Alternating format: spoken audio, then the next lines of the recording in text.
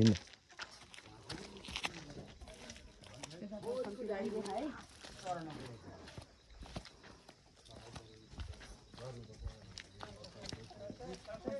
पछाडि चुडाबाट जाने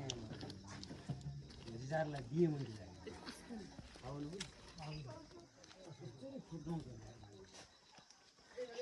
यतातिर पसल पनि देखाएर यो पनि देखाउनु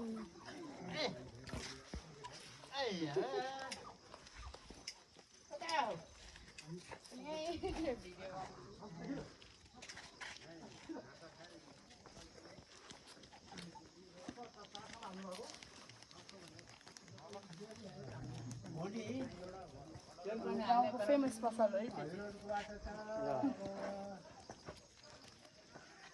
त्यो अब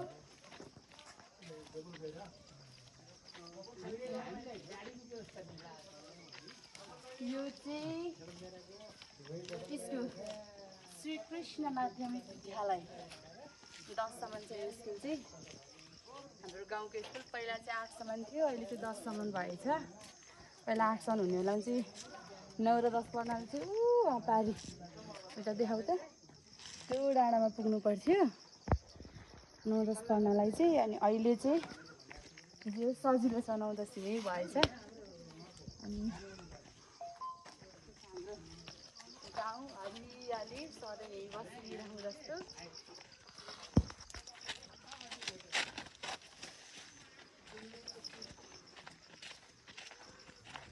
यहाँ हाम्रो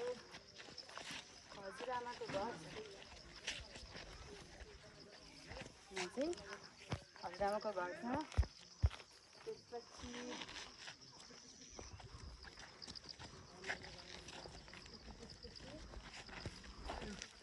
हाम्रो मामा घरको हजुरबाले बनाएको मन्दिर छ अनि त्यही मन्दिर देखाउनको लागि चाहिँ लिएर आउनु भएको छ मम्मीहरूलाई हजुरबाले मामा घरको हजुरबाले त्यसपछि त्यो घर त्यो चाहिँ सिपालीको घर भनेर चिनिन्छ होइन सिपाली बाजेको घर हाम्रो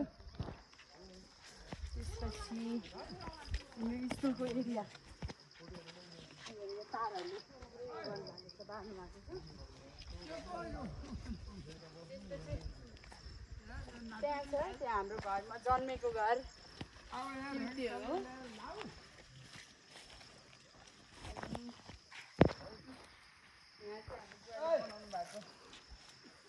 मन्दिर छ ए मन्दिर देखाउनको लागि चाहिँ हामी गाडी ममलाई लिएर आउनु भएको छ नातिलाई लिएर आउनु भएको छ अनि हाम्रो यहाँ बाजे हजुर हो उहाँलाई देखाउनु देव बहादुर चन्द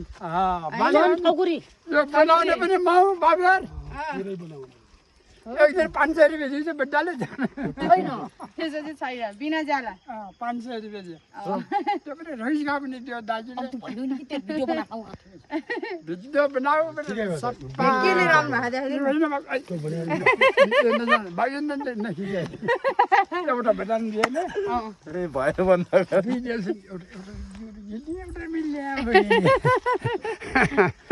नातिया ल अब हामी चाहिँ भिडियो बनाइरहेको बाबु त्यसपछि यो ठाउँको नाम चाहिँ साना काँडा होइन साना काँडा हो दैलेख साना काँडा त्यसपछि यहाँ त्यो घर छ नि त्यो घर चाहिँ हाम्रो हजुरबा मामा घरको हजुरबाको घर हो त धेरै वर्ष भइसक्यो त्यो घर छोडेको म जन्मेदेखि म लगभग 22-23 वर्ष भइसक्यो त्यो घर छोड्नु भएको चाहिँ कोही पनि बस्नु हुँदैन अनि अहिले चाहिँ बुवा चाहिँ हेर्न आउनु भएको छ अनि सबैभन्दा इन्ट्रेस्टिङ कुरा के छ भने नि मेरो मामा घर र घर चाहिँ जम्मा एउटा बारीको तलमाथि छ होइन त्यो देखिरहेको घर छ नि त्यो चाहिँ त्यो माथिको त्यो चाहिँ मेरो घर हो यो चाहिँ म जन्मेको घर यो चाहिँ मेरो मम्मी जन्मेको घर मामा घर होइन त्यसपछि यो चौरा भन्छ नि चौरा पारी देखिने चाहिँ पराजुल अनि त्यहाँ अलिअलि धुवा उडिरहेको नि यता यहाँ तल त्यता चाहिँ आग्रह भन्छ क्या अरे माथि घोडाबास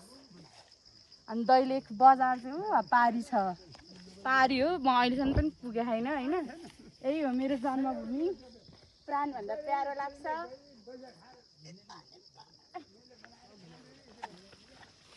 यही हो है त मेरो जन्मभूमि चाहिँ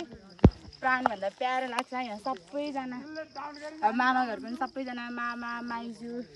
दादा दिदी बहिनी भाइहरू सबैजना भएको भए कति रमाइलो हुन्थ्यो होला घरमा पनि अङ्कल आन्टी अनि भाइ बहिनीहरू भए कति रमाइलो हुन्थ्यो होला त्यो पनि हुँदैन अहिले हामी थोरैजना छौँ त्यो पनि रमाइलो भइरहेछ मेरो गाउँ चाहिँ कस्तो लाग्यो भनिदिनु होला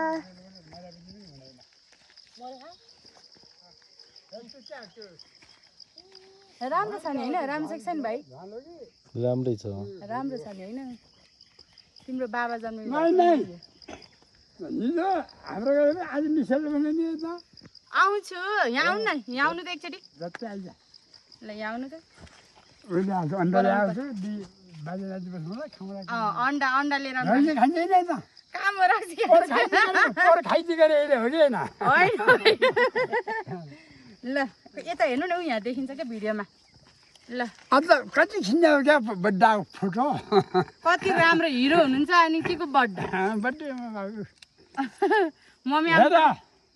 भिडियो बनायो नि यो मेरो दाइ हो उयो नगर भिडियो त यो बनायो मरेपछि यसो म मर्न सक्छु र सक्दैन तँ मर्न सक्छ सक्दैन होइन तपाईँ पनि कहिले कोही जाने हो आफ्नो आफ्नो ठाउँमा जाने हो त्यो दाइ मऱ्यो चाहिँदैन म मर्न सक्दिनँ त पनि मर्न सक्दैन बाबु हो कि हो नि भाइ आइज न यिनी मेरो नाति सौरभ अब यी मेरो नातिहरू छन् त यिनी एकचोटि यहाँ चाहिँ हेर्नु न त्यहाँ। ल भोलि सबैजनालाई भोलि मेरो बाजा त्यही न मेरो बाजे आउनु पनि यो पनि भन्छ यो पनि भन्ला नि मेरो बाजे आउनु पनि न त्यो दही काहीँ देखाँदै नाति देखाँदै कहीँ त फुली हाम्रो हाम्रो फोटो कहाँ देखाएन नै